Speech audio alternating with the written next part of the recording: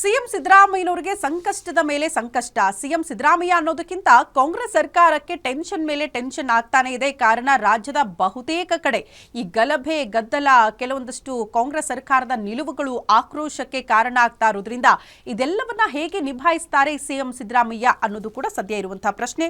CM ಸಿದ್ದರಾಮಯ್ಯನವರ ನೇತೃತ್ವದ ಸರ್ಕಾರಕ್ಕೆ ಸಂಕಷ್ಟದ ಮೇಲೆ ಸಂಕಷ್ಟ. ರಾಜ್ಯ ಬಿಜೆಪಿ ಹಾಗೂ ಜೆಡಿಎಸ್ಗೆ ಅಸ್ತ್ರದ ಮೇಲೆ ಅಸ್ತ್ರವನ್ನ ಕಾಂಗ್ರೆಸ್ಸೇ ತೆಗೆದುಕೊಂಡು ಹೋಗಿ ಕೊಟ್ಟಂತೆ ಕಾಣಿಸ್ತಾ ಇದೆ.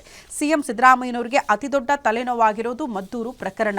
ಮದ್ದೂರು ಪ್ರಕರಣಕ್ಕೆ ಪ್ರಮುಖವಾಗಿ ಪೊಲೀಸ್ ಇಲಾಖೆ ಸಂಪೂರ್ಣ ವೈಫಲ್ಯ ಅನ್ನೋ ಕಾರಣಕ್ಕೆ ರಾಜ್ಯ ಗುಪ್ತಚರ ಇಲಾಖೆಯ ವೈಫಲ್ಯದ ಬಗ್ಗೆ ಕೂಡ ಸಿಎಂ ಕ್ಲಾಸ್ ತೆಗೆದುಕೊಂಡಿದ್ದಾರಂತೆ. ಅದರ ಜೊತೆಗೆ ಅಧಿಕಾರಿಗಳಿಗೆ ಲೆಫ್ಟ್ ಅಂಡ್ ರೈಟ್ ತೆಗೆದುಕೊಂಡಿದ್ದಾರೆ ಸಿಎಂ ಸಿದ್ದರಾಮಯ್ಯ. ಸಹಜವಾಗಿ ವಿಪಕ್ಷಗಳು ಇದನ್ನು ಅಸ್ತ್ರ ಮಾಡಿಕೊಂಡು ಹೋರಾಟ ಮಾಡೋದಕ್ಕೆ, ರ್ಯಾಲಿಗಳನ್ನು ಮಾಡೋದಕ್ಕೆ, ರಾಜಕೀಯ ಲಾಭ ಪಡೆದುಕೊಳ್ಳೋದಕ್ಕೆ ಮುಂದಾದಾಗ ಸಿಎಂ ಸಿದ್ದರಾಮಯ್ಯನವರು ಬಹಳ ಗಂಭೀರವಾಗಿ ಮದ್ದೂರು ಪ್ರಕರಣವನ್ನು ಗಮನಿಸಿದ್ದಾರೆ. ಹಾಗಾಗಿ ಅಲ್ಲಿನ ಅಧಿಕಾರಿಗಳಿಗೆ ಕ್ಲಾಸ್ ತೆಗೆದುಕೊಂಡಿದ್ದಾರೆ. ಪ್ರತಿ 2 ತಿಂಗಳಿಗೊಮ್ಮೆ ಇಂಥ ಪ್ರಕರಣಗಳು ನಡೀತಾ ಇದೆ.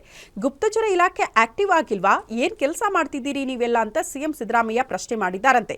ಗುಪ್ತಚರ ಇಲಾಖೆಯ ಡಿಐಜಿಗೆ ಸಾಲು ಪ್ರಕರಣಗಳ ವಿಚಾರವನ್ನ ಮುಂದಿಟ್ಟುಕೊಂಡು ಪ್ರಶ್ನೆ ಮಾಡಿದ್ದಾರೆ ಸಿಎಂ ಸಿದ್ದರಾಮಯ್ಯ ಅನ್ನೋದ್ರ ಬಗ್ಗೆ ಮಾಹಿತಿ ಸಿಗ್ತಾ ಇದೆ.